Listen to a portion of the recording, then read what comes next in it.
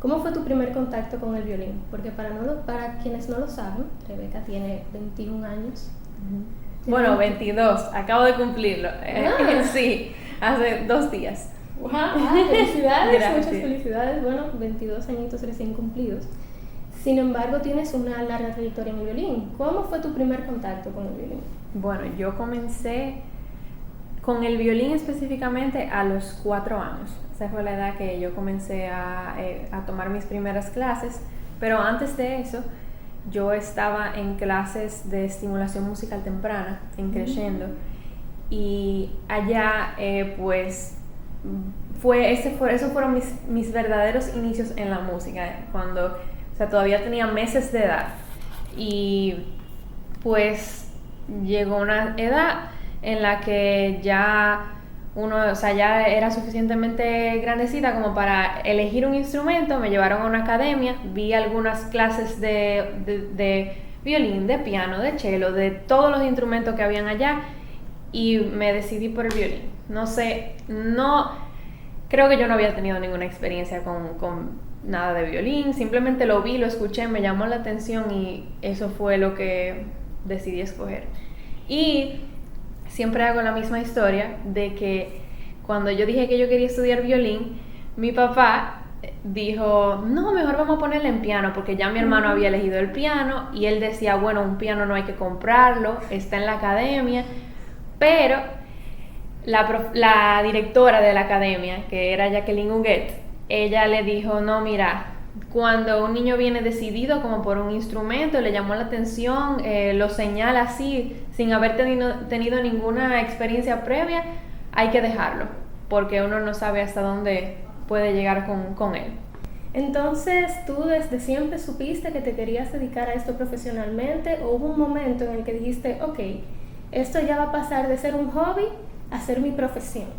Sí, definitivamente hubo un momento, o más bien una etapa, porque yo realmente desde pequeñita quería ser pediatra, porque me encantan los niños y eso era lo que yo quería hacer, o sea, ser pediatra, en un momento hasta ginecobstetra, o sea, yo quería bregar con todo eso. Pero a los 12 años, cuando tuve la oportunidad de audicionar a la Orquesta Sinfónica Nacional Juvenil, pues ellos me aceptaron dentro de la orquesta, comencé a ensayar con ellos y entré en un dilema de vida a los 12 años, de que yo no sabía qué yo quería hacer en mi vida, porque yo quería ser pediatra, pero yo quería ser músico porque me gustaba mucho la música. Entonces ese fue el dilema de mi vida. Y después de eso hubo cosas que me fueron guiando, ¿verdad?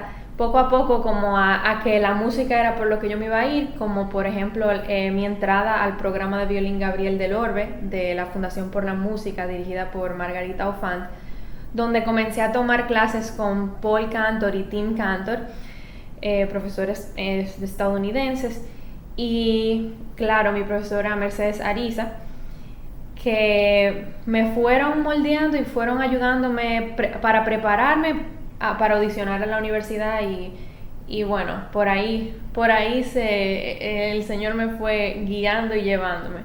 Ahí empezaste tú tu camino, a partir de los 12 años, después de esa etapa que todos pasamos.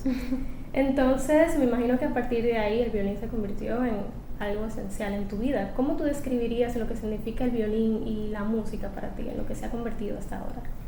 Bueno, para mí realmente la música, yo creo que me ha ayudado en muchos sentidos. O sea, fuera de lo linda que es y todo eso, y lo que me gusta tocar, también yo creciendo me fue ayudando con lo que es aprender la disciplina, ser disciplinada, el sentido de autonomía, porque practicar dependía de mí. O sea, muchos de los valores y de la ética de trabajo que me representa en este momento ha sido por medio de ese estudio del instrumento. Ok, o sea, no solamente ha sido la música, sino ya a nivel personal de tu vida te ha ayudado. Claro, sí, así mismo. Excelente.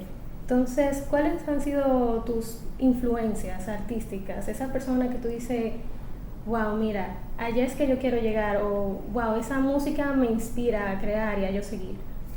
Bueno, tengo muchos, porque realmente, o sea, hay demasiadas personas que son dignas de admirar en ese campo de la música.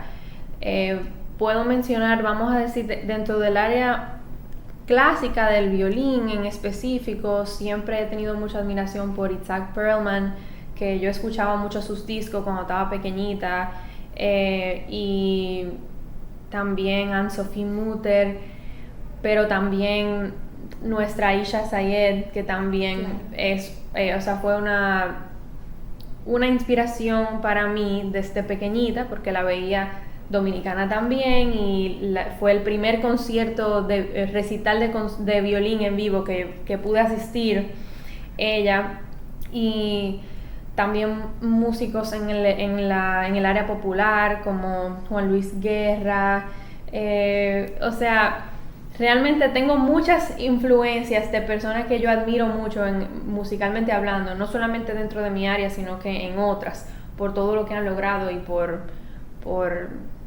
todos los reconocimientos que han tenido. Claro. Y yo entiendo que tú hasta ahora solo has tocado música clásica, ¿cierto? Académica. Bueno, en la universidad, o sea, eso fue lo que yo estudié, o sea, como mi concentración. Uh-huh. Pero yo he participado en presentaciones de jazz con mi papá, Jordi Masalles, que tiene un grupo de jazz, y he tocado con él en el Festival de Jazz de Santo Domingo, en Casa de Teatro, y también he tocado en el Festival de Jazz de Sajoma del año pasado, 2022. Y he tenido esa experiencia de adentrarme un poquito en esa área de la música popular, el jazz específicamente, que ha sido un proceso porque realmente uno como músico clásico es muy enfocado en eso y da trabajo salirse como de su zona de confort, pero es bueno, y le agradezco a mi papá que me haya forzado un poquito, aunque sea empujada a veces, a poder entrar un poquito en ese mundo, porque es útil, es otra perspectiva. Sí, definitivamente. ¿Y tú te animarías a salir ya tanto de la música clásica o del jazz, que aunque claro, son muy diferentes, una es música académica, otra es música popular, pero están como dentro de un renglón un poco más sofisticado? ¿Tú te animarías a incursionar en otros géneros, ya sea pop, electropop, o te gusta tu zona? Y realmente yo no me cierro a nada. Creo que toda música tiene valor, y yo estoy dispuesta a explorar cualquier tipo de género. Lo que sí es que ahora mismo, por ejemplo, la experiencia que he tenido y las oportunidades que se me han presentado han sido de ese lado. Claro. Pero no es algo a lo que me opongo. Muy bien, tú no te cierras. No, exactamente. Excelente. Y bueno, yo he visto recitales tuyos y cuando tú tocas, tú pareces que tú estás flotando con la música. Te lo digo de verdad, de corazón. Yo quisiera saber cuál es tu enfoque cuando tú quieres interpretar, cuando tú te subes a un escenario, como qué tú quieres transmitir al público. Bueno, primeramente a mí, yo como creo que cualquier performer, o sea, no necesariamente la música, o sea, tanto hablar en público como cualquier otra destreza que implique hacer algo frente a un público, enfrenta un poco de ese nerviosismo que uno tiene antes de pararse en un escenario a tocar. Entonces, yo por ejemplo siempre, antes de yo salir a tocar, tengo que tener un momento como de meditación personal, orando y pidiéndole a Dios que me ayude, y cuando salgo me siento un poquito temblorosa al principio, pero cuando la música empieza a fluir, realmente siento como eso que tú dices, como un poquito de cómo fluye y cómo uno se siente un poco flotando. Hay momentos en los que uno como perfeccionista se equivoca y uno se enfoca en eso, que he tenido que aprender a dejar esos errores como fluir y uno seguir con lo suyo, porque al final es algo que me ha costado, pero la audiencia que te escucha no está prestando atención en que tú te estás equivocando, sino lo que tú estás transmitiendo. Yo quiero transmitir lo que el compositor quiere que yo transmita. Hay muchas veces que las piezas vienen con una descripción de lo que el compositor quería dejar dicho, como por ejemplo, en el próximo recital que yo tengo voy a tocar una pieza de Piazzolla que se llama Historia del Tango, que es básicamente cada movimiento es un año en el que, o sea, la evolución del tango a través de los años, o sea, en el 1900, luego en el 1980 y así. Entonces, que yo quiero que se vea en esa presentación, que yo quiero que el público escuche y entienda cómo ha evolucionado el tango. Por ejemplo, en piezas donde son más emotivas, a veces yo me creo una historia y hasta la escribo y tengo muy claro los sentimientos que yo quiero que la audiencia sienta en lo que yo estoy tocando, y eso trato de imitar utilizando la técnica y otros aspectos de tocar que me ayudan a transmitir eso, pero son muchas cosas, depende mucho de la pieza, definitivamente.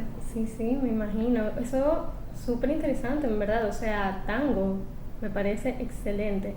Y como tú habías dicho anteriormente, que tú oras o meditas, ¿ese es como tu ritual? ¿Esa es tu preparación antes de subir al escenario? ¿O eso es a veces algo fortuito? Ese es siempre mi ritual.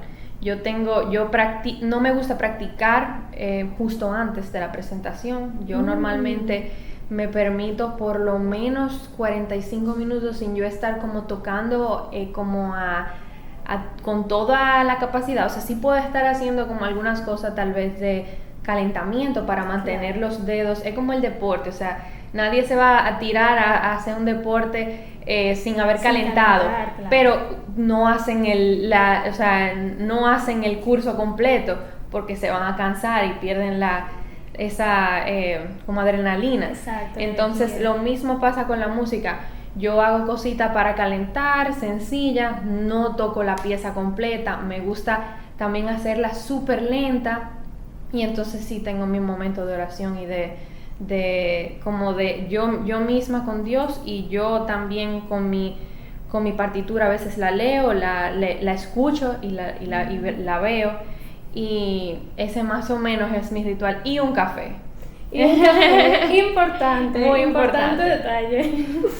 ¿Y tú has tenido alguna experiencia en el escenario o algún concierto que tú hayas tocado que sea memorable para ti, que tú digas, wow, este ha sido una de mis mejores experiencias? Sí, realmente yo creo que la más reciente presentación que tuve con orquesta, o sea, tocando como solista, fue en Niceville y en Santa Rosa Beach. Eso nació de un concurso para solistas y en Niceville, que ese fue en el 2022, como en noviembre del 2022, que también gané ese concurso y me dieron el derecho de tocar como solista con la Northwest Florida Symphony Orchestra, y toqué 2 conciertos, y el que fue en Niceville, que fue en un teatro grande que estaba lleno de personas, realmente fue, yo creo que una de las experiencias más intensas en mis presentaciones, porque estaba tocando un concierto difícil, el concierto de Jan Sibelius en re menor, que es bastante complicado, complejo, sí.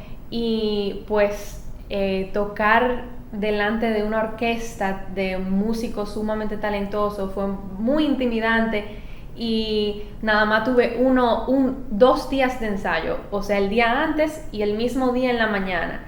Wow. Y yo recuerdo que ese día del concierto yo tuve que salir y corrí 10 kilómetros, porque ese es mi hobby, aparte de la música, yo corro. Entonces corrí 10 kilómetros como para airear mi mente, porque yo dije, esto va a ser algo como muy grande, y así lo fue. Realmente salí, toqué, recibí muchos aplausos, muchos niños se acercaron después. Wow.